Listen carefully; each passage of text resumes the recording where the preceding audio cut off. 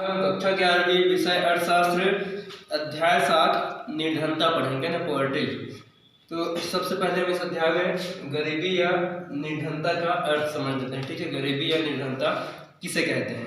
तो गरीबी से तात्पर्य उस न्यूनतम आय से है जिसकी एक परिवार को अपनी आधारभूत आवश्यकताओं की पूर्ति हेतु आवश्यक होती है और जिसे वह परिवार जुटा पाने में असमर्थ रहता है ना। तो इसको कहते हैं गरीबी या निर्धनता कहते हैं। ठीक है, तो इस प्रकार जो परिवार उस आय को जुटा पाने में असमर्थ रहता है उसके लिए कहा जाता है कि वो परिवार क्या है, गरीबी रेखा के नीचे जीवन व्यतीत कर रहा है।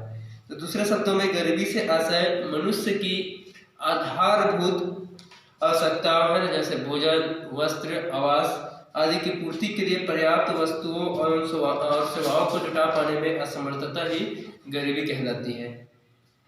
ठीक है, तो गरीबी शब्द का प्रयोग दो अर्थों में किया जाता है ना। पहला है सापेक्ष गरीबी और दूसरा है निरपेक्ष गरीबी। तो सबसे पहले हम समझ लेते हैं सापेक्ष गरीबी को। तो सापेक्ष गरीबी का अर्थ विभिन्न वर्गों, प्रदेशों तथा दूसरे देशों की तुलना में पाई जाने वाली गरीबी से है ना। तो यूएनओ की प्रतिवेदन के अनुसार उन देशों को निर्धन माना जाएगा जिनकी प्रति व्यक्ति कुल आय $300 है ना, $300 अर्थात 3,500 रुपये प्रति वर्ष से कम है। तो उन देशों को अत्यधिक निर्धन माना जाएगा जिनकी प्रति व्यक्ति आय $100 अर्थात 1,200 रुपये है ना, 1,200 रुपये से कम है। भारत की प्रति व्यक्ति आय $300 अर्थात लगभग कि 3,500 रुपये के लगभग है ना। इसलिए भारत न केवल निर्धन है बल्कि सापेक्षिक दृष्टि से भारत विश्व के सबसे निर्धन देशों में से मतलब एक देश है ना। इसी प्रकार दूसरा है निरपेक्ष गरीबी। तो निरपेक्ष गरीबी से आशय मानव की आधारभूत आवश्यकताओं जैसे भोजन, वस्त्र, आवास, स्वास्थ्य सहायता आदि की पूर्ति हेतु पर्याप्त वस्तुओं व सेवाओं को जुटा पाने में असमर्थता से है ना। तो भारत में गरीबी से आशय निरपेक्ष गरीबी से है। भारत में निरपेक्ष गरीबी के दो आधार है ना, दो आधार है। पहला आता है कैलोरी मापदंड और दूसरा है न्यूनतम उपभोग मापदंड। ठीक है, तो भारतीय योजना आयोग के अनुसार यदि किसी व्यक्ति को गांव है ना, गांव में 2,400 कैलोरी प्रतिदिन तथा शहर में 2,100 कैलोरी प्रतिदिन नहीं मिलता है तो उसे निर्धन माना जाएगा है ना। मतलब गांव में रहने वाले व्यक्ति को मतलब 2,400 कैलोरी प्रतिदिन और शहरों में रहने वाले व्यक्ति को 2,100 कैलोरी प्रतिदिन अगर नहीं मिलता है तो उसे निर्धन माना जाएगा है ना। यदि पौष्टिक आहार को रुपयों में अगर परिणत किया जाता है तो 107 रुपये प्रति व्यक्ति प्रति माह गाँव में है ना और 122 रुपये प्रति माह शहरों में आता है। लेकिन बाद में गरीबी की परिभाषा में संशोधन किया गया जिसके अनुसार ग्रामीण क्षेत्रों में 11,060 रुपये और शहरी क्षेत्रों में 11,800 रुपये प्रति परिवार वार्षिक उपभोग व्यय का मापदंड माना गया है। लेकिन वर्तमान में अधिकतम 15,000 रुपये वार्षिक कमाने वाले व्यक्ति को गरीबी रेखा के नीचे जीवन व्यतीत करने वाला माना जाएगा है ना। तो आगे देखते हैं है ना। ये हो गया गरीबी के जो होते हैं दो अर्थ है ना, सापेक्ष अर्थ और निरपेक्ष। अब हम देखेंगे आगे गरीबी के प्रकार। ठीक है, तो गरीबी के दो प्रकार होते हैं। पहला है शहरी गरीबी और दूसरा है ग्रामीण गरीबी। तो सबसे पहले हम देखेंगे शहरी गरीबी को। तो शहरों में जो लोग निवास करते हैं वे नौकरी, व्यापार आदि कार्यों में लगे रहते हैं।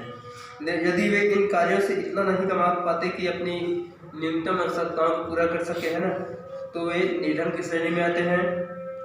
मतलब वो अपने आधारभूत आवश्यकताओं को पूरा नहीं कर पाते हैं ना, तो वे गरीब या निर्धन की श्रेणी में आते हैं। तो इस अवस्था में मनुष्य की न्यूनतम आवश्यकताएं भी पूरी नहीं हो पाती, जैसे रोटी, कपड़ा, मकान। तो इसी को हम शहरी निर्धनता या शहरी गरीबी कहते हैं। जो औद्योगिक शहर है वहाँ पर बहुत बड़ी संख्या में मजदूर निवास करते हैं, मजदूर लोग रहते हैं। तो उनको इतनी मजदूरी नहीं मिल पाती कि वे शहर के सभी खर्च को पूरा कर सके है ना। अतः उनका जीवन दैनिक दशा में गुजरता है। तो मजदूरों को इतनी मजदूरी में नहीं मिल पाती कि वे अपने सभी खर्चों को पूरा कर सके है ना।